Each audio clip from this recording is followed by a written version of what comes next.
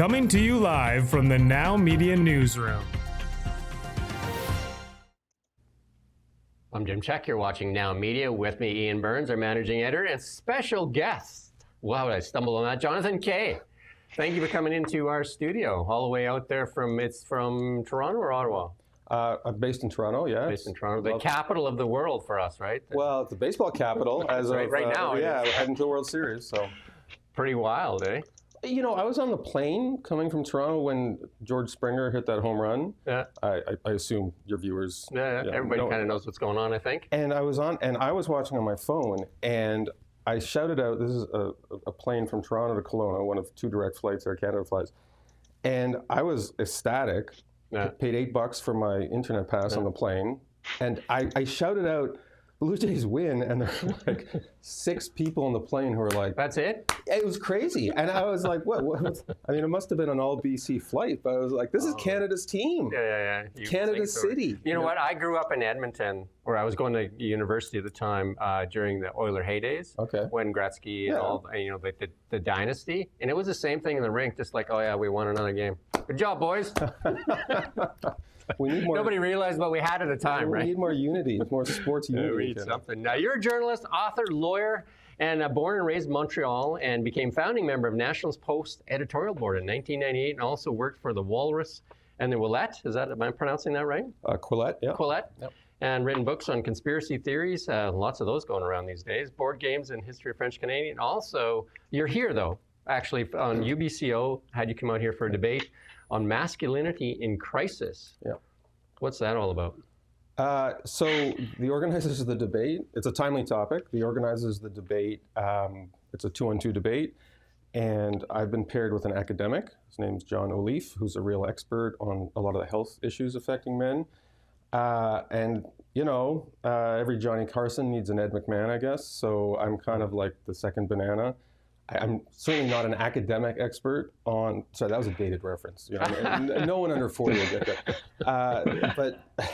But I'm absolutely not the furthest thing from an academic expert on the issues facing men. I write a lot about the culture war, and I guess they wanted to pair a real expert, the guy who's on my side, with somebody maybe who's going to comment more generally on what he observes in the general culture in regard to the discussion about issues on gender. Yeah, and we've you did some writing on Justin Trudeau's life as well. Well, a little bit more than that. I ghost wrote his memoir, which I'm not allowed to say, or I wouldn't have been allowed to say, if Susan Delacourt of the Toronto Star hadn't outed me publicly shortly after that book came out a decade ago. Ghostwriters typically sign all kinds of non-disclosures, and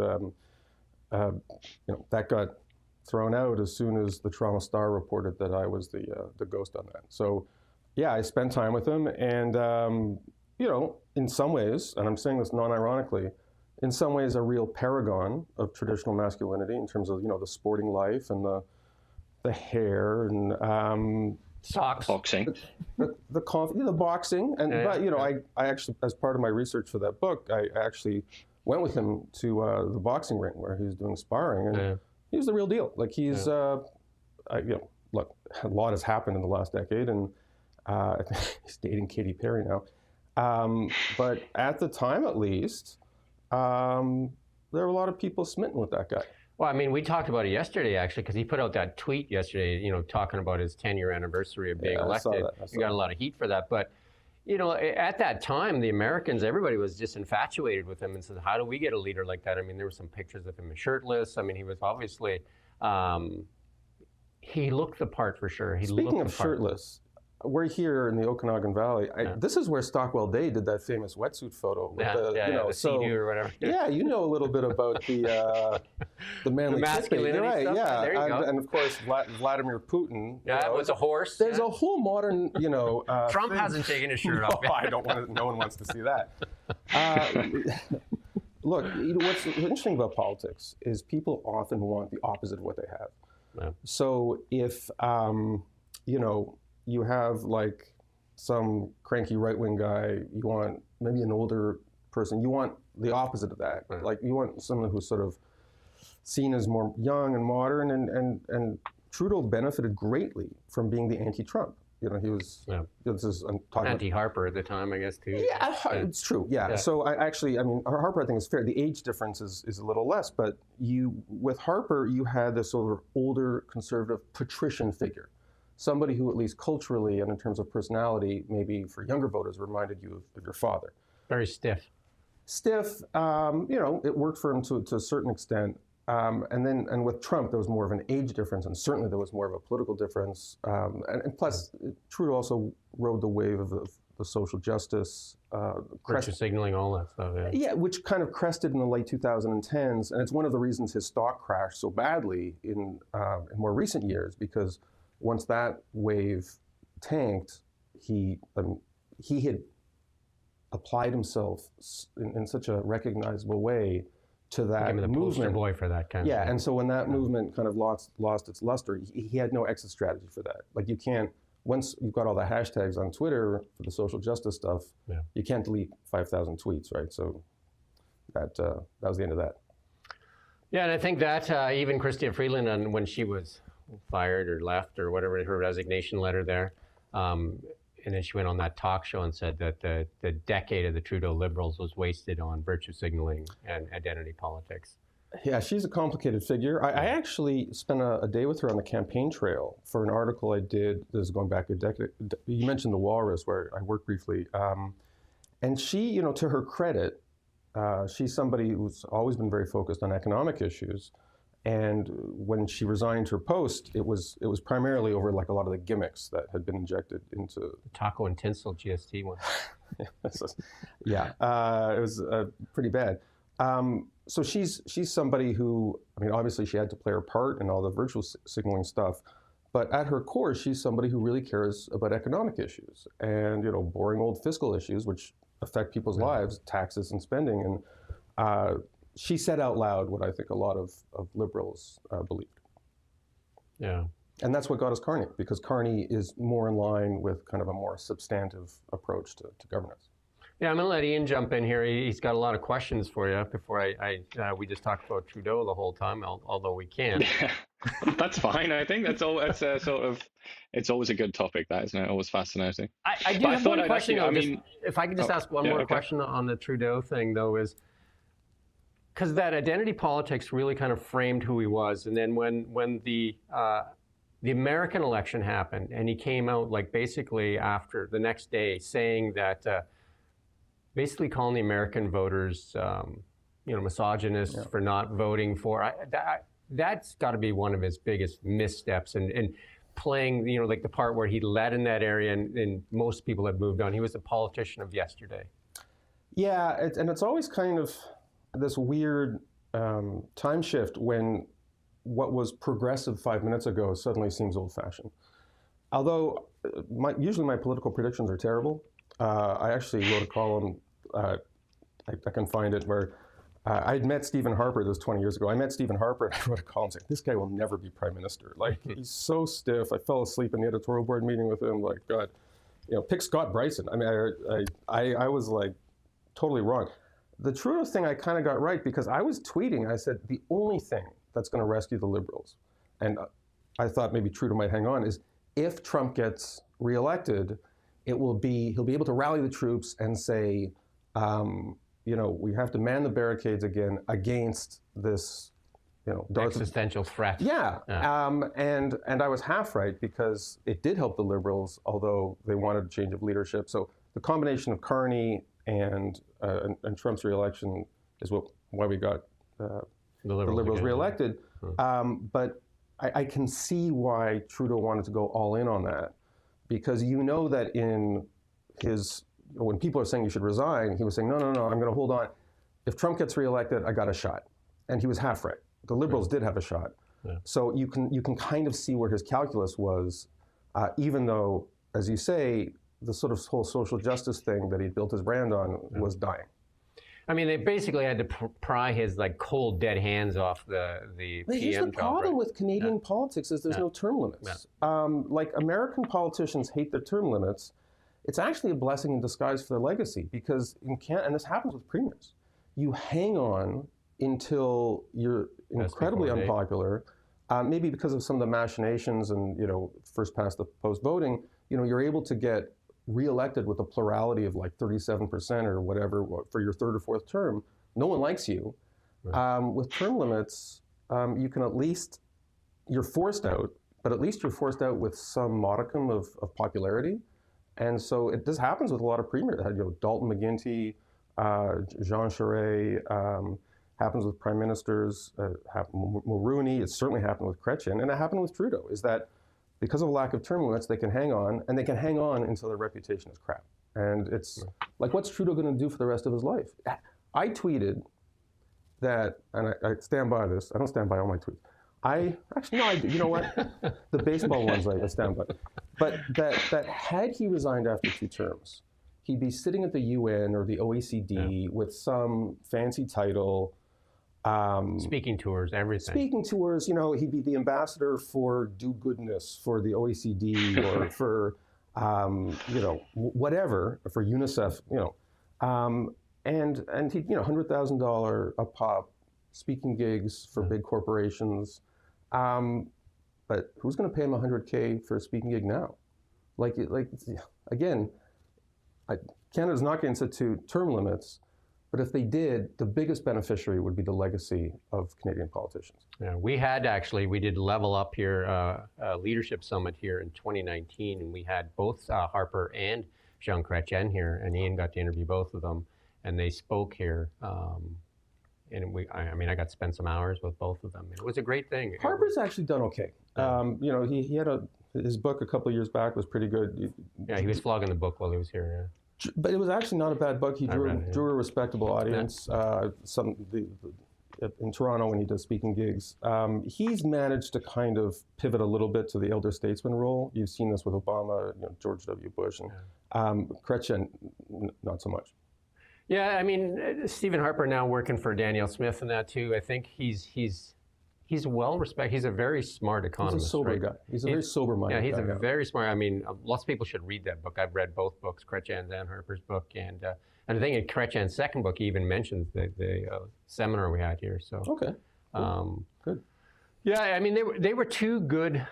A lot of people in Kelowna didn't want to come because they either hated one or the other. But when after they left, they said, they're both great guys. And I don't know if you get that same reaction from Trudeau. And that's, Like if we brought Trudeau in, we might have to sell tomatoes, and then, they'll make the money off the tomatoes. Then, you get in trouble for that. The thing is, by the way, a lot of these politicians who become figures of infamy, they're really nice guys. So I met Michael Ignatieff at a Canadian Tire on Yonge Street in Toronto. This is like just a couple of months after he flamed out of Liberal politics, and this is a million years ago. And I remember he was trying to get help with those electronic scanners that were then newly in place. It was like putting checkout people out of business. And he was making he was buying cat food. And he was making jokes and making everyone laugh. And I talked to him, and the 21-year-old sales assistant, he was like the nicest guy. He was like this smart, nice, funny, former academic. I remember thinking, it's like such a shame these people go into politics because that's kind of what defines their identity. Yeah. And that's what people think of him when he's basically just a perfectly decent. He was very stiff when he was running. Well, he's stiff because he's surrounded by 17 different people saying, well, you haven't been in politics for your whole life, so let me tell you how to answer questions. Yeah. And he was like anybody. Like imagine if somebody off the street was put into your job and said, here's how you host a news show. Yeah. They'd be stiff as a board, trying to remember all the advice they've been given, and their personality would be erased. Yeah, Ian and I talk about this lots, and I'll let Ian dominate from here. Is Pierre Poilievre, it seems to have shifted, from what, we kind of got a raw Pierre that was more kind of like spoke from heart. Now he's kind of like programmed a little bit, and I don't know if that's helped him or hurt him. The Poilievre I liked was the guy with the apple. Yeah, exactly. That came straight out. Yeah. When he had the glasses, he needs to bring the glasses back. Right? So. Yeah, if I had to order, if you could order your Poilievres a la carte, I would get the one with the apple. There you go. Yeah. They watch the show, so there's your advice. It's my advice is it's worth what you pay for it, but that's the one I like. Ian, I like the Pierre Poilievre who did the constant shot, the single shot outside of his house in Calgary, and also where he talks about Magna Carta and the inheritance of English liberty and things like that. Quite sort of lofty topics, but I thought that was when he first came on the scene, and it was back when he had his glasses. I think he needs the glasses back. Ditch the contacts. Not to be that guy, but I think it's just Magna Carta. Someone once took me to task for saying Magna Carta. You said the Magna Carta, and it's only because someone took me to task for this once. And it means Great Charter, so you could theoretically say the Great Charter, I guess. It was King John, yeah. Indeed. But for some reason, it's not supposed to take. That's what I was told in a similarly pedantic discussion. Drop the definite article. Okay. So yeah, just to go back to this debate, it's tonight, isn't it? 7 p.m. It's tonight at Kelowna Community Center. And I just looked on the website. I think there are still tickets. It's free. You just have to register. Just if anybody's interested, I'll plug that. I was shocked because, by the way, I usually do sometimes academic speaking engagements, and some of the stuff, I'll go to like a law school and talk, and 200 people is considered a big crowd. There's going to be 1,000 people tonight. I was actually, I'm not Katy Perry, so for me, that's a big crowd. Yeah. I don't know if she can draw a crowd anymore. Well, if she brings Trudeau, she might not. But she's the former astronaut with the drama teacher or whatever. Yeah, that's the joke. Is it's weird. It kind of feels like one of those TV shows that's in its 50s. Reality show, yeah. No, like a scripted TV show where they're all in a room saying, "What are we going to do for the next season?" Oh. Like, okay, get this. Let's do something really bad. Get this, yeah. But you're talking about his future. A Netflix show would make a lot of sense, wouldn't it? I mean, if the Prince can do one, cast aside the last shreds of dignity, it's. I hypothesized, half jokingly, 2026 they'll be on. The two of them will be on Dancing with the Stars, or Skating with the Stars, or whatever stars do now. But I think there's a greater than 0% chance that Justin Trudeau will be on Dancing with the Stars in some future iteration of the show. And I don't have any political view on that. It's just super weird. Maybe he'll go on a podcast. They'll do a podcast, Meghan Markle and Justin Trudeau, and they'll do a contest. Who's the most hated? Meghan Markle. Yeah. They could definitely do a collaboration, I think. That quartet. They could do a heck of a collab, right? Like, who's the most hated in England? Who's the most hated in Canada? They could have kind of like polls every day. This started as a media interview. Now I feel it's more of a brainstorming session. Like for a concept. Making money for Justin. Yeah. Anyway, I'll let Ian ask some questions. He's got a lot of questions here. Well, I just wanted to ask you, I mean, I'm not sure if it's improper, maybe, to ask you this, but a kind of a précis of what your argument is going to be. I don't know is that something you can do, or do you want to keep your gunpowder dry? I can give you a very concise précis, because the organizers have limited our opening statements to 3 minutes. And we had a conference call, and I did the usual thing, says, well, I know you said 3 minutes, but I'm thinking of going more 5, 7, 10 minutes. So that's cool, right? And they were like, no, that's not cool at all. It's 3 minutes for everybody. And there's like a bell and a light and a whistle. And once you hit like 3 minutes, it's, or a hook, like they're going to enforce it.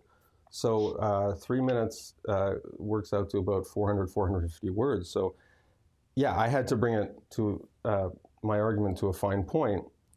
Which wasn't that hard for me because I don't know that much, but for my partner, who actually is a lifelong scholarly expert in the field, 3 minutes is going to be tough. I'm going to talk a little bit about the challenges that I've seen in a lot of the young men who I guess are now the sons of some of my friends. I'm of an age now where people have 20-something children. And I see the challenges that the young women are facing. A lot of it is mental health, social media, self-image, self-conception, identity, comparing themselves to others, FOMO. We're all familiar with some of these social media-induced ailments. For the men, a lot of it is, there's a lot of marijuana addiction, there's a lot of video game addiction, there's a lot of men retreating into imaginary worlds. They become obsessed with UFC fighting and violent sports and social media smackdowns, which, by the way, like, there's nothing wrong with sports. I'm not here to bash sports, but a lot of the young men I meet have sort of retreated into these kind of alternate universes, video games especially. I went through my own period of video game addiction. I know how tempting it can be.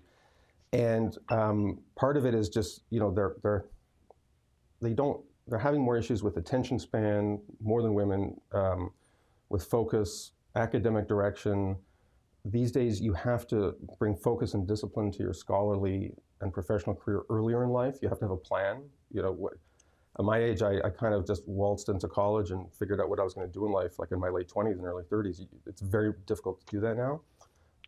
For a variety of reasons, I think women are having, it's easier a little bit for them to navigate the planning and mood control to some extent that's necessary to really focus academically at an earlier age.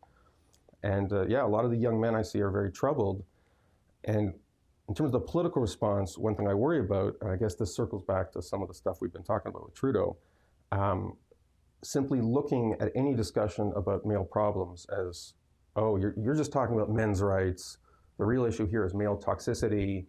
You know, kind of get over it. You know, it's 2025. Like, you're just complaining about feminism. You're just complaining about DEI. And to be fair, there is some of that. Like, you listen to some of the right-wing podcasts, and like, it's just not helpful to just blame all of men's problems on women, or, you know, the feminization of society. Like, it's not a useful direction to take the discussion. But it's also not useful, and I think Justin Trudeau bears some responsibility for this, of just saying, you know, that the condition of being male is sort of inherently toxic, and that this is just this kind of contaminant that pervades society, and men should be sort of ashamed. Apologetic, I think, is a lot of people, you know, like, yeah, you're supposed to apologize for being, you know, I'm a white male especially, right? Like, one thing that really, I think, bothers a lot of young men is when older men who've been lucky and have made it, like Justin Trudeau, which, you know, he's not 80 years old, but if you're 20, he seems like an older guy, or someone like like me, or I guess us, when they kick down at younger men and say, stop being so toxic, stop complaining. They're like, well, you know, you're doing well, like, you have a house. Easy for you to say. Yeah, easy for you to say. You know, you grew up when you could get into college with a 75 or an 80 average. And you got men applying to universities, and women too, but, you know, where, you know, they're getting rejected from universities if they don't have 17 different extracurriculars and a 95% average, and some of them end up in dead-end jobs, and you know, they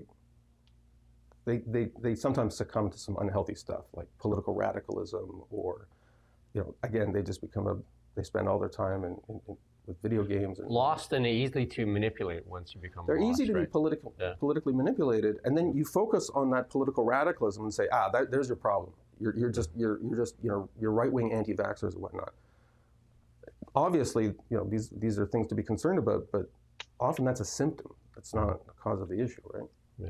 Like, I think that's the easiest people to prey on. It's people that are lost, right? Because they're looking to attach to something. And the same thing, and there's one point I'm going to make in the discussion, is that you easily could have had the same discussion about the crisis in femininity, or the feminine ideal, yeah, where, but that takes a different form, you know, rather than that be about, you know, listening to Joe Rogan and going on weird caveman diets.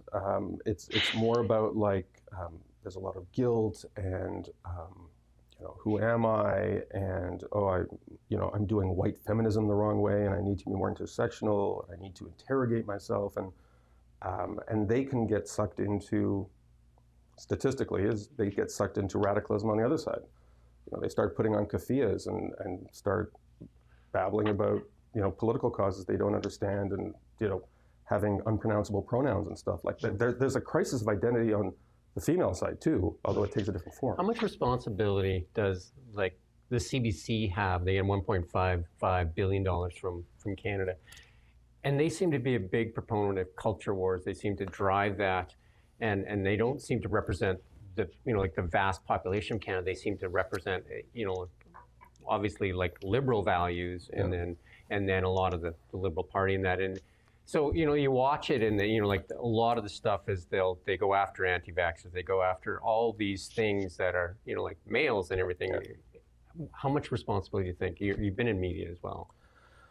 Look, CBC doesn't promote a culture war because they don't think there should be a war because there's only one side.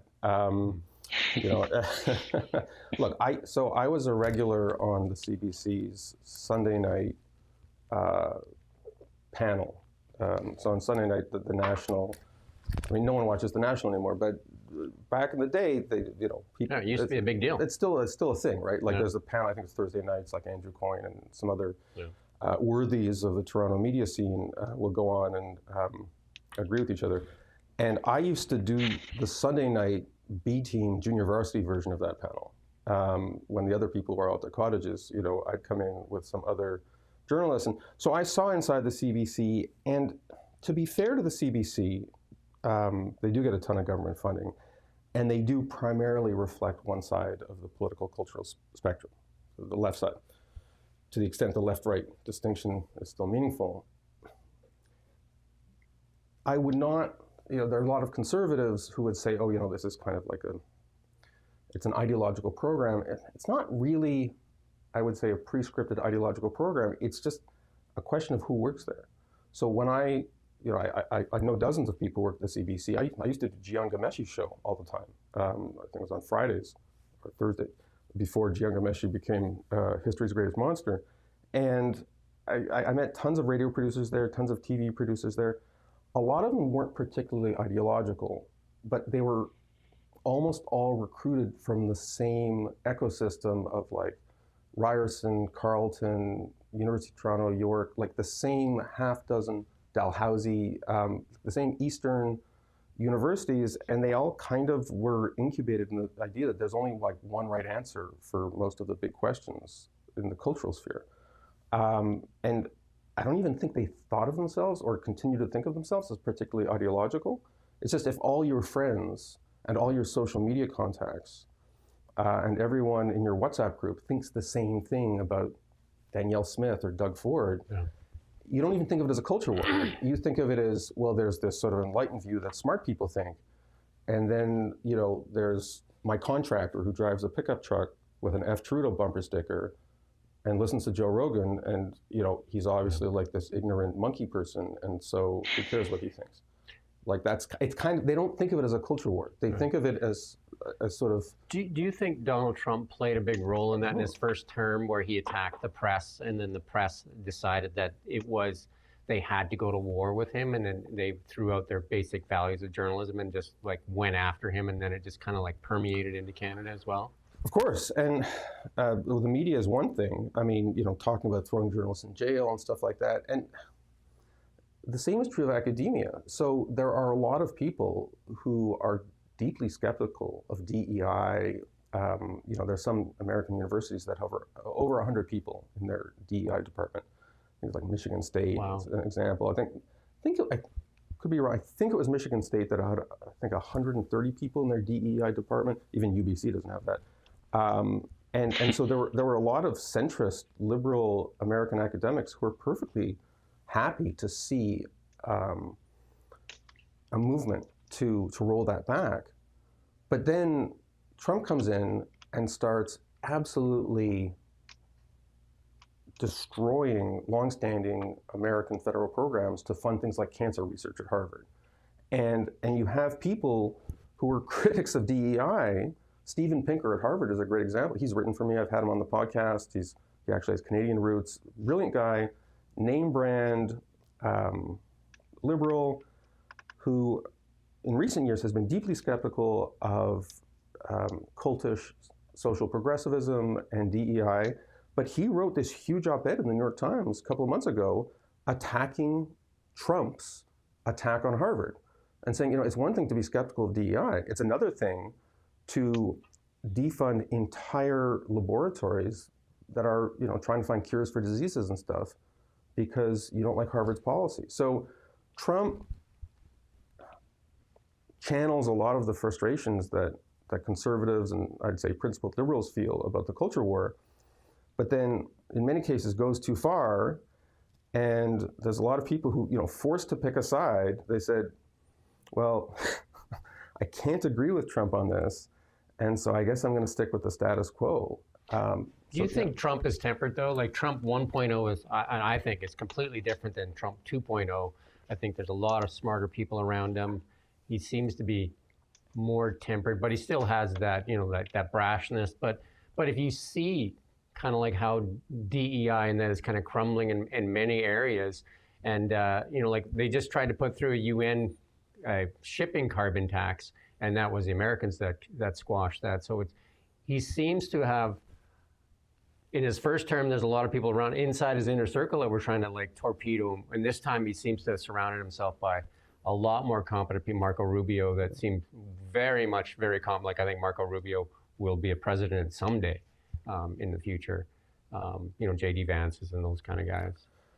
I think there's pretty much every guest you have in the studio is going to have a more educated view about the Kremlinology of the Trump administration. In terms of like the people who are advising him and such.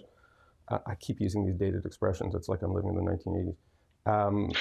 You know what Kremlinology means, right? Okay, good. I'm not crazy. What I would say is that my impression of Trump, and I think this is true of a lot of people, is kind of shaped by what happened last week. And what happened last week is that Donald Trump used his power to force Benjamin Netanyahu and Hamas to a ceasefire. Yeah. And whichever side of that horrifying conflict you place yourself on, that's a good thing. And he was probably the only person in the world who could do it. And he did it. And also he did it with some of like the same lieutenants and relatives that usually appear in headlines as kind of in a very negative light. But he got it done, so it kind of forces people like me to say, God, I hate him for all this stuff, including, we haven't even talked about this, like these horrible tariffs and this completely unnecessary trade war that he started.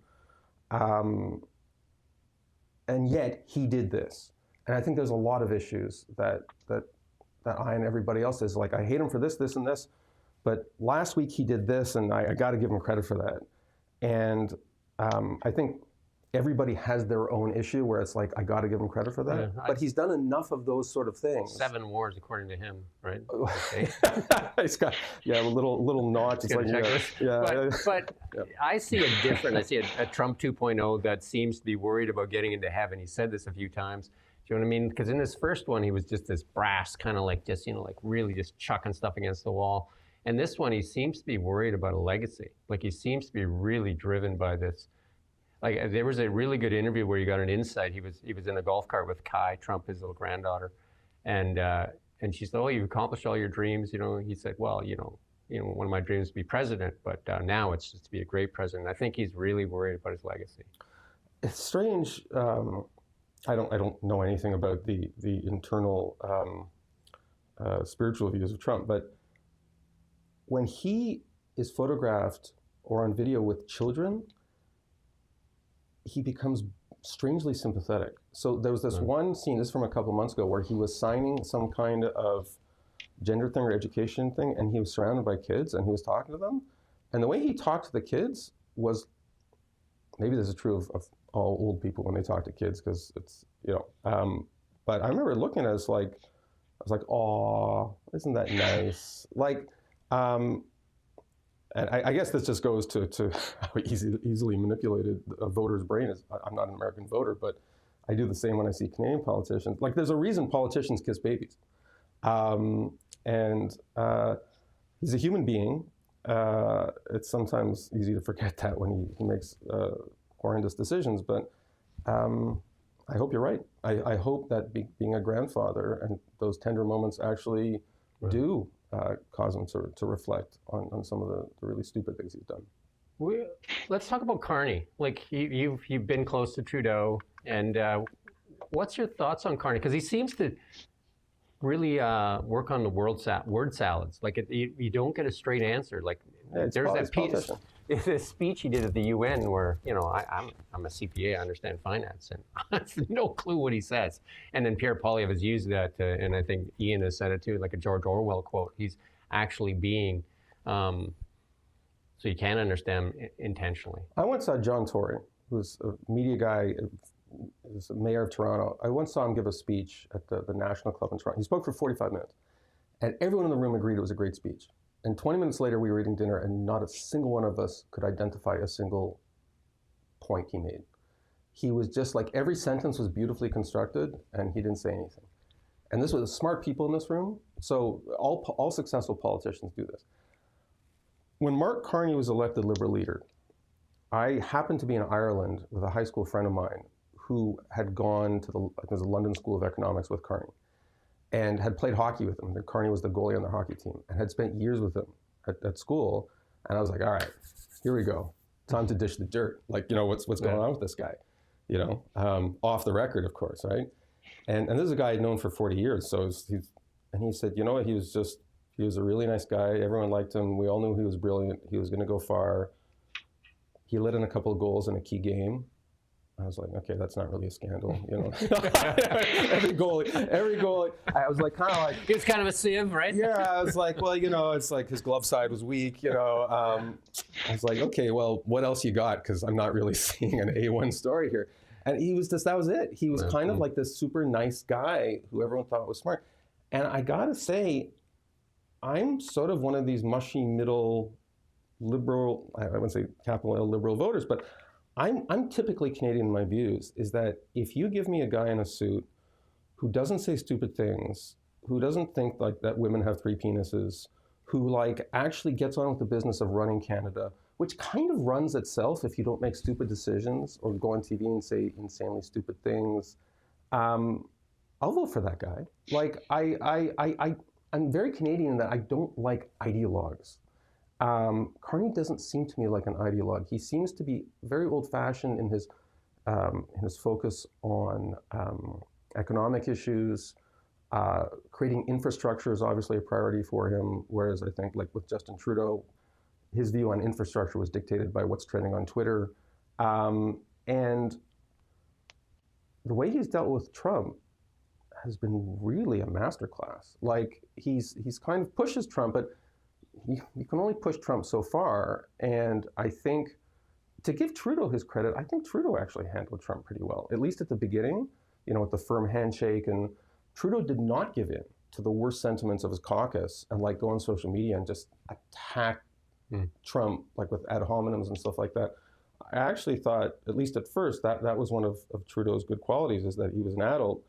And I think Carney combines the austere, sober adult qualities that Harper had with, like, he smiles more, he's better looking. Like he's, a lot of it is, who would your kindly old aunt vote for? And like it's kind of a cliche, but Carney looks like a Canadian politician, as a Canadian politician would be cast in an American movie. Do you think his confusing message, though, lots of times is because of his caucus or his cabinet that have these ideologue views still, where they're still stuck in Trudeau era, where they want to do all this virtue signaling, and Carney's trying to like balance that? Yeah, so Carney got rid of some of like the worst offenders, like Marcy Ian, who was like Minister of Gender Wang or whatever. Like she was Guilbeault's still there. Sorry? Guilbeault is still there. Yeah, and Mark Miller is still there. This kind of like Jolie. Jolie is, yeah, I guess, sort of floating around in this haze of what she thinks is foreign policy. Mark Miller is kind of this sort of left-wing rodeo clown left over from the Trudeauvian years. And right now, he's working with a hybrid. It's a hybrid of holdovers, who I'm guessing he's hoping he'll cycle out in the next election cycle, and people he's brought in. And he understands the business world. Every CEO has to do this. So, and by the way, this happened, I ran a magazine for a bit, and the staff I had at the magazine, for 15 minutes I was editor-in-chief, was a combination of smart people I brought in and smart people I inherited. And the smart people I inherited weren't necessarily copacetic with my view, and there's an interregnum period where if you survive as the leader, you're going to succeed in helping those people find other jobs. Not because they're bad or they're dumb, just because you don't have the same view. It's an easier transition. And he's in that period now, and I think he's going to win the next election, because the NDP has become a kind of running joke, like irrelevant. Yeah. Well, it's worse than irrelevant. I mean, it's just, you have Avi Lewis, who has run for the NDP twice and got smashed both times. The second time by Hee Fry, who I didn't even know she was still alive, and he somehow, I think some people are actually saying he might take over the NDP. This is a guy who couldn't even get elected, couldn't come within 20 points of becoming elected as a rank and file NDP MP in Vancouver Centre. Like, I think that's the name of the riding. It's just like one of the most left-wing ridings probably in the planet. So the NDP is thanks to Jagmeet Singh, it's non-existent. So the Liberals don't have to worry about their left flank. So I think Carney's going to be, he'll get a majority in the next election. That's my prediction. I know it's probably not the answer. And then this will be my last question, and then I'll let Ian ask his questions. Do you think he needs to answer the question on, can Canada have an oil pipeline to either West Coast or East Coast? Like, that question will not get answered. And it was that the energy minister yesterday refused to answer it as well. And I think Danielle Smith wants an answer to that, and the majority of Canadians now want an oil pipeline. Why does he not answer that question just very simply with the word yes, like he did to should you arrest Benjamin Netanyahu? Because it's the nature of our constitutional scheme is that provinces have a lot of power in certain areas, health, education, and in this case, infrastructure.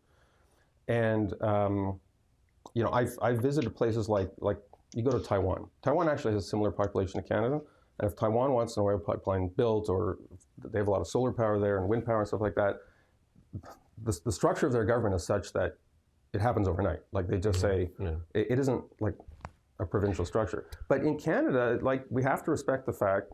I don't know if we have to respect it, but acknowledge the fact federal politicians can't snap their fingers and create infrastructure. Like, there's a lot of provincial power, and big problem is your province. Your province is politically dysfunctional. You have a completely dysfunctional conservative movement, and as a result, you have an NDP government that's kind of living in la-la land in terms of like reconciliation and treaty right. I mean, you've got people set to lose their homes. Some have already. I mean, the title's already been compromised. Yeah, and no shade on traditional Indigenous rights, which is a thing, but the idea that people can work their whole lives, put their nest egg in a 4-bedroom house, and someone just comes and takes it away and say, sorry. Well, it calls into question Canada, because I mean, Canada's one that awarded the property, sold the property. But right? Not Canada, BC. Like, don't put this on Canada, because the historical relationship with treaties and Indigenous people in BC is very different from what it is in Ontario.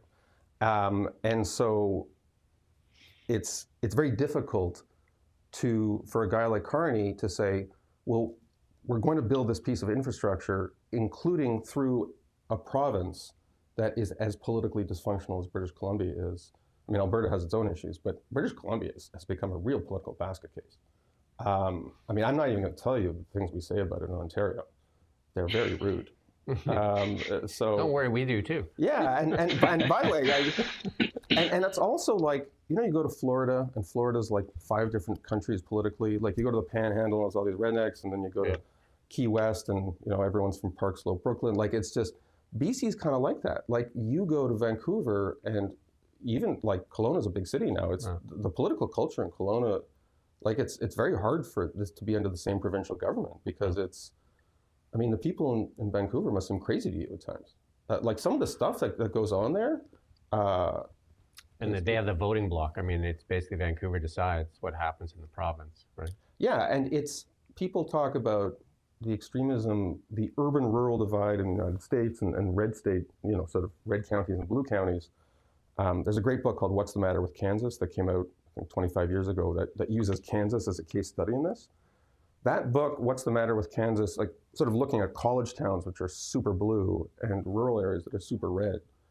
Like, you could do the same thing about BC. Mm-hmm. It almost doesn't make sense for it to be. There's a little like orange spot there in the Lower Mainland kind of thing, and then the rest is blue. But that orange spot has gone nuts. Like, there are now politicians essentially opposing any kind of public messaging against drug use, because like we shouldn't stigmatize, heroin usage and stuff, and some of the needle exchange stuff, certainly some of the Indigenous policies, and it's become, I mean, it's not my problem, I live in Ontario, but I guess it is my problem, because if you can't build a pipeline, an essential infrastructure project because of the political dysfunction in this part of Canada, it is my problem. So you guys got to get your act together. Well, we're trying. Sorry to speak so directly, but you know. Well, I mean, it is. I think the Conservative Party kind of came out of nowhere, took over from the BC United Party, and then it's kind of like imploding on itself. Of course, but it's led by this guy Rustad, and I never met him. We've interviewed him several times. I'm sure he's a good interview, but you know, this is, to be polite, the Conservative movement is very much in flux in British Columbia, and it's imploding on its. Well, you've got amateur hour, and it's kind of. I mean, do you remember the Canadian Alliance? And no shade on Stockwell Day, but you know, remember you had the Bloc Quebec, you had the Canadian Conservative movement fracture about 30 years ago, and Stephen Harper collected the pieces and made it into something coherent. Eventually, there's going to be a BC version of Stephen Harper that collects the fragments of British Columbia conservatism and gets elected, and all this is going to be in the past tense. But I feel like we're about 5 years from that point. Yeah, there's and I won't get into. I think there's an opportunity in the next little while for something to change here in BC. I think because I mean, just my opinion. I'm not sure if John Rustad lasts, the next couple of weeks. It could be gone. He's got people resigning left and right, and then he says stupid things about it. This woman who resigned. Somebody resigns from your caucus. You say, "Good luck in future endeavors." He got in front of a mic, if I'm getting this right, and started mentioning her mental health issues, which may be real. I interviewed her yesterday, so if anybody wants to watch that, you can watch the interview. Don't with say Amelia. That. Who says this? Yeah, you can watch that interview. And that she supported Hamas, which I think is another intriguing.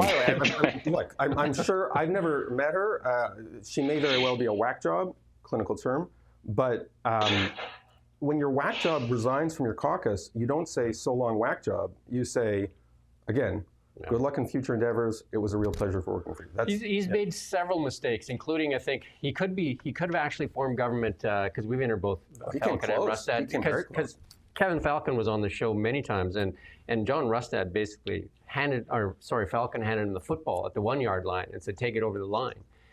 But Rustad threw the ball on the ground and said, "I don't need that," because he left the candidates, the BC United candidates, twisting in the wind for 2 weeks. Like, there was a vacuum of leadership. You could blame Falcon for the vacuum, right? Because he just left, didn't talk to anybody. But then Rustad could fill that vacuum, but he didn't. He could have got on a Zoom call. And he could have said, all the candidates, we could make one party, took the strong candidates, but so many independents ran, it cost him the election. I predicted on Twitter that he would win because I was ignorant of all these machinations, and he made a liar out of me, and I will never forgive him for that. Because I was bragging about how I'm always right. But I think his ego got in his way, right? Because he didn't want Kevin, because I mean, obviously Falcon and him had a big problem because that's why, Rustad left that party. But he could have made those calls, and then all those independents wouldn't have been running, and that cost them several seats, which would have been the difference, right? Yeah. And then he stuck with some candidates that had no experience, and 3 of them left right away also, right? So. In the long run, it may be I'm sure it doesn't feel this way, but in the long run, it may be a blessing in disguise in terms of it will engender the professionalization of the right side of concern. And by the way, this is what happened nationally with Stephen Harper, where all of this sort of bozo eruptions, which is a term that we used to use in Canadian politics, the bozo eruptions cause people to cast about and say, we need to professionalize this. Who's going to be the person to do it? Eventually somebody emerges, and I think, although it sounds like you don't know who it's going to be yet. Well, I have an idea, but I won't put that out there yet. But I think a lot of people know that it's a very strong voice in that party that's left. I mean, you can figure that one out in a hurry. But okay. And I know, Ian, do you have any? We won't keep Jonathan too long, but a couple last questions. Well, I was going to ask about BC's dysfunction, cultural and political, but that was naturally came up. But we didn't mention her, but we've sort of alluded to her, Dallas Brody. She's, I'm sure you know who she is. She was removed. Yeah. So her kind of, the black mark over her name, the great controversy with her relates to the Kamloops residential school. And I know that, I mean, that's how I learned about you, is your tweeting about the Kamloops residential school. I thought pretty much the only major Canadian voice who cast skepticism on that initially. Oh, yeah, there's other voices. But well, I would say, from my perspective anyway, I'd say of the prominent voices in the media, it's quite amazed to see it. And I was talking to Jim about this earlier when I was trying to describe what I think of you, and I was saying you're kind of like, there's a lot of people like you in England and America, sort of people who are very skeptical and will always ask questions no matter what, how awkward that gets. But I feel like in Canada we don't have very many people like that. You don't. So just credit to you for that, I suppose. But what are your feelings on her then? Because she was kicked out of the party because we should say she argues there's no bodies. Well, it's not an argument; it is true. No bodies were found. It was just anomalies in the ground. 215 suspected grave sites. That's considered beyond the pale, even on the right of and the so-called populist right in British Columbia. And then we have the likes of yourself there. You just called yourself a liberal, small L liberal. You also are in agreement with her there. I mean, is that because is British Columbia just, is it some kind of mass delusion, or what? How do you see that specifically related to the attitude in British Columbia? So this is a big topic, and maybe it's good that we save it to the end, because it's such a big topic that it kind of, once you start talking about it, it's hard to talk about other things. So as everybody watching this knows, in late May 2021, Kamloops First Nation announced the discovery of what were presumed to be 215 child graves. And the media credulously reported that these were Indigenous children who were snuffed out in some way, and then buried, presumably under kind of sinister or secret circumstances. Back when residential schools were still operating, of course, there was a major residential school in Kamloops. And at the time, everybody, including me, believed that this story was true. And I believe the story was true because the history of residential schools in Canada is a terrible story. And there were at least, I think, 3,200 children who died after attending residential schools. This has nothing, that statistic is based on a well-researched Truth and Reconciliation report, and the real number is actually probably higher.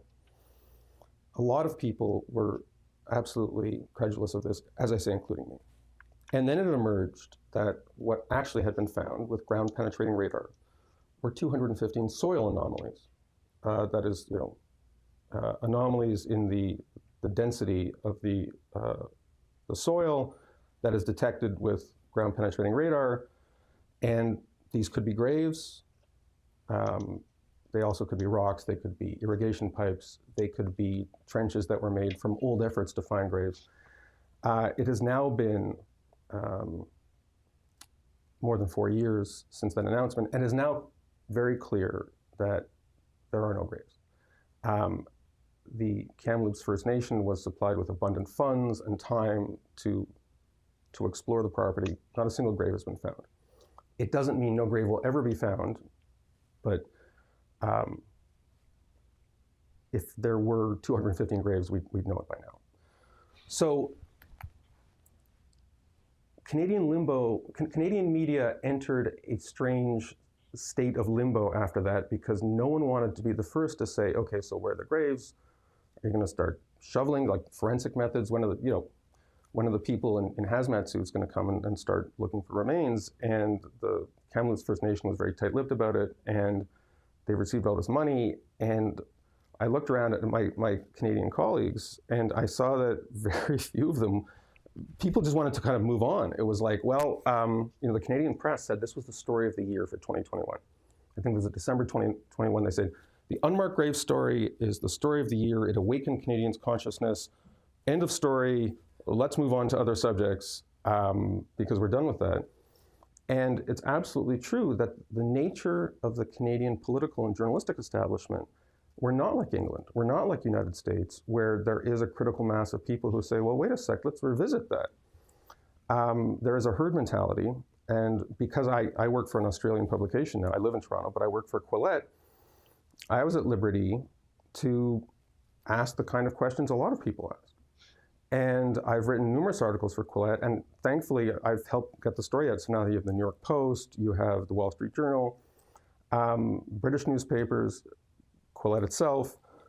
We've been a leader in this field, like that have basically educated an international audience. I was interviewed by a Danish newspaper about this. A Polish, the Polish equivalent of 60 Minutes, I've been told, interviewed me about this. They did a story about this. And so the world now knows that 215 graves have not been found. Canada now knows that 215 graves have not been found. It's this weird thing where everybody knows 215 graves have not been found, but you're not allowed to say it. There's no other story in Canadian journalism like this. None. And I think in the rest of Canada, you can now talk about it. There have been surveys. It's talked about openly in Eastern Canada, although it's still stigmatized. As I understand it, people in British Columbia are still living in late May 2021 as if those 215 graves have been found and as if 215 little skeletons have been unearthed, as opposed to nothing, which in fact is what has been unearthed. And again, I don't really know what to compare it with because there is no comparable story in Canadian media. And what I will say, because I'm going to bring this back to Dallas Brody, there is a way to talk about this and talk about what I have just said without being insensitive and without suggesting that you're casting the entire residential school narrative into question. And this is an issue I've had with people like Frances Widdowson, is a former academic who has written books. She's gotten into all these contretemps on campuses because they bring her to speak. Because some of the same people who say what I have just said, and I stand by every word of what I just said, will also say, and this just proves the entire Indigenous industry is a hoax and that residential schools weren't that bad, and you know, reconciliation is BS, and that's not helpful, and it's typically not accurate. You can say residential schools were a stain on the Canadian conscience, without, while also saying, but 215 little child bodies were not found in Kamloops in May 2021. You can walk and chew gum. Now, in BC, you cannot, because... And two things can be true at the same time. In reality. Now, in British Columbia political culture, in 2025, you cannot. You try and walk and chew gum, and you fall on your face. But that's your weird political culture where reconciliation has become this weird kind of quasi-religion. So it's like questioning the doctrine of transubstantiation in a Catholic theocracy. That's what BC now is. And so I'm sympathetic to Dallas Brody because she's the person who's gotten up and said, this is BS, this is nonsense, we need to say it. But there's a way of saying it. And I don't want to be too hard on Dallas Brody because she's obviously been kind of politically traumatized by her treatment from her colleagues. And she's been absolutely thrown under the bus by her leadership. But what happens and I've seen this often in the culture wars, because Quillette publishes a lot of authors who are kind of people who are saying things like the things that you're not supposed to say, but which are true.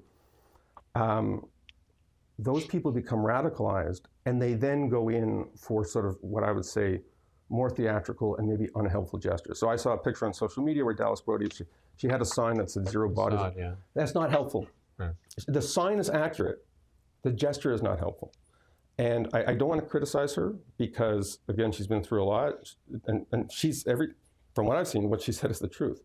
But there's a delicate way to stand up in church and say, I don't believe this dogma. I respect your movement. I respect the underlying sentiments, but I don't believe the dogma. And that's my view on Dallas Brody.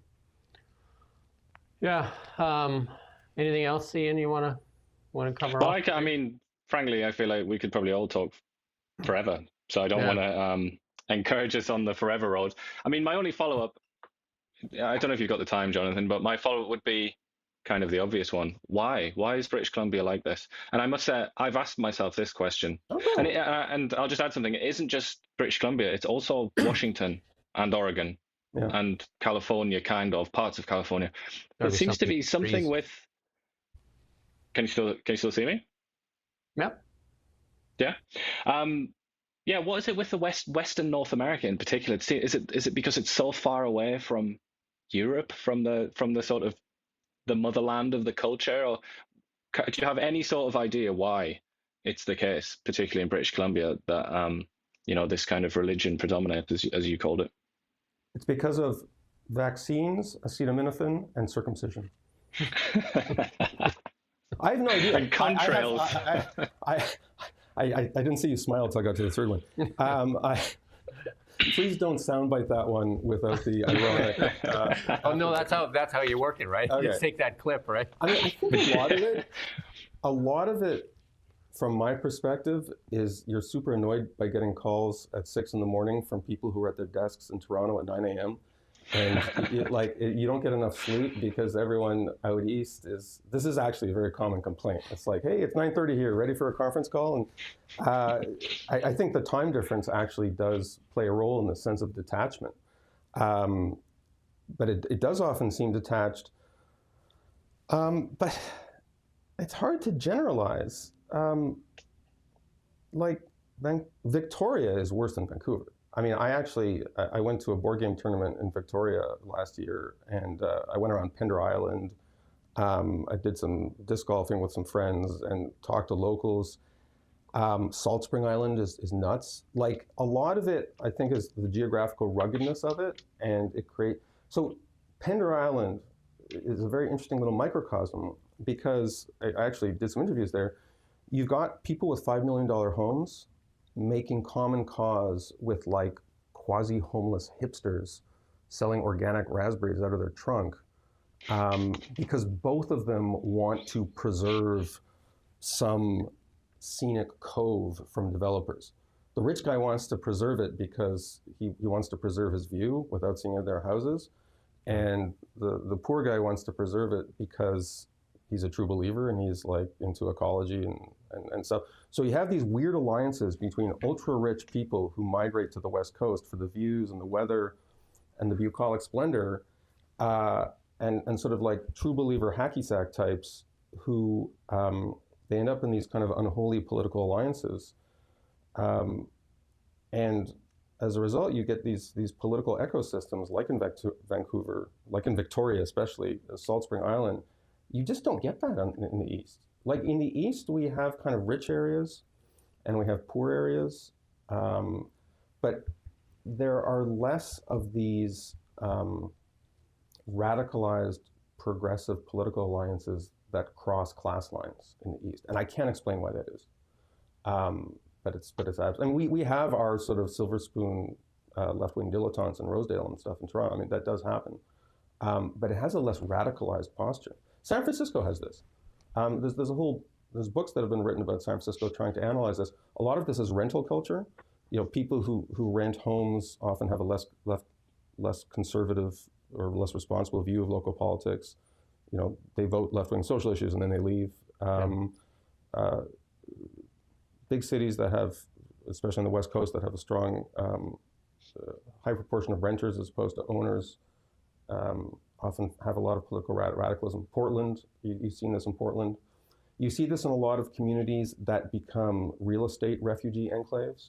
So like Hamilton is the most radicalized part of Ontario, because you get a lot of 20-somethings who leave Toronto. They can't afford to buy a house there. They go there. They bring this extremely progressive view there, and they radicalize the politics. That seems to happen to some communities in BC. But I mean, I've spent like a month of my life in BC. So I'm just a complete observer to the weirdness I'm seeing here. But if I did move to BC, I'd move to Kelowna. I mean, this seems to be a refuge of sanity. Am I wrong that like this is a kind of normal place compared to all the crazy stuff? It's like a pocket of paradise, I guess you could say. But how do you keep everybody out? Like, do you have like checkpoints or something? Because like, what if all these close the bridge? But if you the downtown core like almost went NDP. Like it was like 6 or 7 votes, I think. It was very close, right? So basically that rental population, the younger people downtown, right? And then, you know, obviously it's a very conservative kind of like outlying area. But what happens if these nut jobs from Victoria try to buy houses here? Like, you're going to have to blow up the bridge or something. I mean, it's just, you're going to have to start a militia or whatnot. Yeah. I do have one final question, and it is about media. And this is my belief, that Canada does not have really a free and independent media. Part of this is due to Bill C-18. Yeah. Independent outlets are having a tough time. And then, Mark Carney coming out and saying that, like really what they see is just giving more money to the CBC. Like in the United States and in England, they have like journalists that are hardcore journalists, right? Like, and even in the United States, they have Fox and, the CNN, and they have really powerful podcasters down in the US. But if you look at Trump, who they say is a threat to democracy, he's in front of the press all day long. Like he'll do 3-hour-long press conferences, and he'll take questions from anybody. He doesn't care. Whereas in Canada, it's very hard for Ian and I to get access. We've sent, 7 letters, emails, and calls to Stephen Guilbeault. We can't get access. And even when Carney was here, we got one question, no follow-up. And this continues. Like you watch Carney walk through Parliament there. He'll basically take a question as he's walking by. Yeah. So we don't have access, one. We don't have a free and independent media. We have these national voices that are very much like small L or giant L, I would say even. Well, there's two phenomena. One is the parliamentary nature of Canadian politics, where we fuse the legislative and executive functions. So if you're at Fox News and you can't get the White House to send somebody on your show, you can get a Republican senator or a congressman. And they may have a very different view, but they still have an R after their name. So you have legislators there, Trump has their own whip, but at least nominally, you can get voices who are from the same party but are discordant with the White House. And so you have a much bigger pool. Canadian politics, because you have the fusing of executive and legislative functions, if Carney doesn't give you an interview, it's not like you can phone up his cabinet ministers and say, "Oh, Carney won't do it. Oh, I'll do it." Like, the first thing they do is say to their staffer, like, "Oh, Carney said no to that. Well, then I'd say no." Like, it's not like the cabinet minister is going to go off message. So part of it is you have this high concentration of power. Very few people are going to go off. No one in cabinet or in the party, everyone's whipped. They're not going to go off message. So part of it is just the nature of the politics. The other thing is the nature of our media. You do have dissenting voices in Canadian media. They tend to be, it's highly centrifugal though. So what happens is you have like the Globe and Mail and the Toronto Star and CBC and CTV. We've talked a lot about the CBC, but Global is often even worse. And so they recruit from the same pool, and the people that generally have the same opinions. But then you have voices like the Rebel, which are kind of like way off on, I don't want to say the fringe, well, on some issues they are on the fringe, but it's kind of like you get these people like Ezra Levant, who I used to work with, who just get so frustrated and exasperated with the media bubble in Toronto and Ottawa and Vancouver, they say, screw this, and they kind of pull a Susan Brody and they get flung out to the fringes. And they often do very well financially because there is an appetite for like videos that Rebel does. But what you need more is kind of, I think the National Post is an example of this, where it's like a conservative voice, but it's respectable and it isn't way off on the fringe. The thing is, in the UK and in the United States, there's like 50 National Posts. There's like, the Wall Street Journal, in its more respectable moments, there's Fox, there's a whole... There's Rogan's, there's Megyn Kelly's, there's tons. Megyn Kelly, I would put in that category. Rogan can get a little weird. Big audience, though. Well, huge audience. The podcast thing is actually unhealthy. Like, the biggest podcast now in the United States, as I understand, is Tucker Carlson, who is flat out... Still, I don't know. I saw it was circulated because I think he's had this huge expansion in his numbers because the crazier he gets, the more people come. He's doing 9/11 conspiracism now. So, I mean, you do have a very aliens unhealthy as well. Yeah. No, and he's a nut job. But you do have that like super unhealthy fringe, but you also have that respectable core because it's a big media market. So you can have a Wall Street Journal, you can have a Fox. Remember, Canada tried to have an equivalent of Fox. It was called it's the Sun Network. Ezra Levant tried to start it up, and it didn't have the numbers because Canada is a tenth the size of the United States. We're, I think, half or a third the size of England. And so we don't have the critical mass of, call them respectable, right of center customers, and especially with Bill C-18 and the limitations of revenue. Yeah. I mean, I totally respect what you're doing here, but it sounds like it's challenging because of the Bill C-18 and when they take away most of your audience, it sucks, right? it does suck, and so that doesn't help. I mean, like, yeah. Anyway, you know more about that than I do, certainly. Yeah, that's, you've been very generous with your time. I think it's about an hour and a half. We'd love to talk to you more other times too, but we do a daily news show, which we're going to start probably in the next few minutes here. Ian and I are definitely out there, but not out there where Ezra Levant is. But we definitely. Ian, I'm trying to place your accent. I know you're Canadian like me. Ian, I'm trying to place your accent. Where are you from? I'm from England. Okay. So I think you're right about the English media culture there, which I very much respect in terms of, you can have a spectator, or you can have a critic, or you can have, like greater variety. And I do think that my own, maybe it's because I worked at the National Post, where all the original editors, not all the original, but guys like Martin Newland, who started up the National Post, were English. And there were a lot of them from the Daily Telegraph. So we had a sort of a Daily Telegraph flavor. And now I work for this very heterodox, wonderful boss in Australia named Claire Lehman. And so I actually, although I'm Canadian, I think I was born in the wrong body. I think I'm actually an English journalist who was born in a Canadian body. Yeah. I think as well, I mean, Jim and I, we've had this conversation so many times, because Jim and a lot of Canadians, I think, are astonished when they see Sky News or something like that. And, Sky News as well, middle of the road, really. You worked at the Daily Mail? Daily Mail, yeah. I love the way they have 400-word headlines that tell you the entire story. Written by the editors as well. That's you're not allowed to touch them, the reporters. It has to be given to you by the editors, because that's kind of the gold of the story. That's the art. But yeah, Canadians, I think they look and they see, because Mark Carney, for some reason, has this extraordinary fondness for England and English journalists. He sat down with, The Economist, Bloomberg, Sky News, BBC, Michelle Hussein as well, who's a sort of old BBC reporter. And Canadians now get an insight into what British journalism is like. And I mean, I've got so many complaints about British journalism, but they do pin you down. And Michelle Hussein, she used to do the radio program, the sort of Radio 4, which is kind of like the middle class intellectual sort of radio. Very polite, well mannered, not pushing it in any way really. But she managed to get so much out of Mark Carney just because she's from that culture, and that willingness to just push and ask questions and not be satisfied with bogus answers.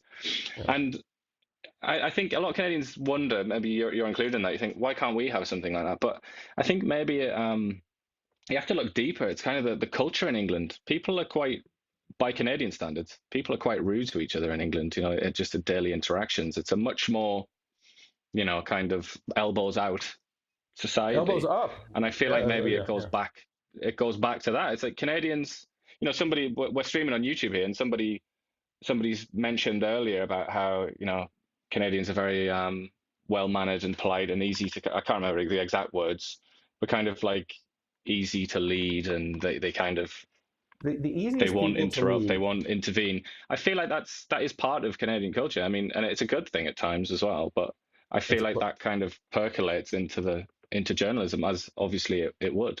It's a good quality when you're waiting in line at the supermarket. It's a bad quality for journalism. And the root of it is that the easiest people to herd are people who think they're facing an outside threat. And we saw this in the last election. It's like, we're facing an outside threat, everyone needs to get on the same team. And this has been a theme in Canadian journalism, certainly for as long as I've been alive. The idea is that Canada is culturally beleaguered by the United States. We're a tiny little mouse, they're a big elephant. And so in the back of our consciousness is the idea that if we're on different teams or we're not on the same message, then we're kind of being traitors to the cause. The United States is our biggest friend and trade partner, but at the same time, in the cultural sphere, certainly, it's like they're going to take over our book industry, and if we don't have the CBC, we're all going to be watching Fox News, and so and that contributes to this sense of the herd mentality. Is that if you're not on Team Canada, you actually saw, like in the last election, Liberals saying, get with Team Canada, vote Liberal. Like it was somehow you were a bad person, not because you necessarily agree with the Liberal ideas, but it's like, well, the educated class has decided that this is what the team is. And you see that in journalism all the time. The unstated premise is that there is a kind of officially sanctioned view, and especially if it runs contrary to dominant themes in the United States, is that if you're not on board with that view, you're not just ideologically wrong, you're a bad patriot. Whereas in England, because of its imperial traditions, they don't have that sense. Like they can be more independent-minded because, with important historical exceptions, no one is trying to invade England. It's, in the historical memory of many older British people, that they were literally an imperial power. And so you can have arguments about the direction of the country without worrying about how your traitorous remarks will lead to, William the Conqueror coming and taking everything back. So, yeah. That's interesting. Yeah. Although I would say, still people alive in Britain that remember the Nazis trying to yeah, that's why I said with important historical exceptions. I don't want to be a soundbite. England has never faced a foreign threat. We do thank you for your time. It's been great. It's been absolutely marvelous. And thank you for sharing all those insights. And if anybody wants to go and listen to you tonight at the Kelowna Community Theatre, Ian said there's still a couple of tickets available, and it's free. So I think it says on the website anyway. I called it the community center, but it's the community Kelowna Community Theatre, yeah. I haven't had breakfast yet, lightheaded, so anything that becomes controversial that I said, that's my excuse. There you go. Keep this in the edit so it doesn't seem like something I said later. We do a couple of clips to drive to the full thing, but one of the things that we do here that a lot of outlets don't do, and a lot of the politicians like, is we kind of they get the whole thing, right? Do you know what I mean? Like we're also not like, is it ABC or NBC where they took Kamala's answer and then put in a different answer? ABC, I think. That could make it more interesting, I guess, right? You could kind of just swap things around. I think all my answers are sort of interchangeable with all your questions, so feel free to mix and match. Yeah. We do thank you for your time, and we'll keep up the fight for independent journalism. I think it's important to Canada, important to have many voices, because having one voice is definitely not great for any democracy. So many voices is what's important, and asking different questions, like, Ezra Levant and all, the thing that, not that I want to go on another tangent, but the thing that the CBC did, because Rebel was smart enough to get to the microphone, and then they played the card how they felt unsafe, that was just absolute a shame on Canadian journalism. What's a shame is that it was a scandal. I mean, that kind of thing, if that happened in England or in Washington, it'd be like, oh, look the plucky journalist who's smart. They would say that's kudos to that guy that got to the microphone, that could think better than the entitled who thought they should automatically get to front of line. I was totally joking about blowing up the bridge, by the way. I'm using that bridge to go to Penticton later. You need that bridge? Yeah. We need it too. Yeah. You know what? Some people say it's the bridge that divides us between West Kelowna and Kelowna, but it's the bridge that connects us. Famously, one of the mayors in the past, when we were going to unite West Kelowna and Kelowna, they were going to amalgamate. She said that they weren't allowed to use the word West Kelowna if they went on their own, or use the word Kelowna in their name if they went on their own. Wait, there's two. Technically, it's two different cities? Yeah, so West Kelowna, City of West Kelowna, City of Kelowna. Don't worry, the Prime Minister doesn't even know that, so it's okay that you don't know that. That's a metaphor for something. There you go. So anyway, she said that, the mayor of Kelowna said, if you don't amalgamate and you form your own city, you're not allowed to use the word Kelowna in your name. So they voted to stay on their own, and they went to the City of West Kelowna.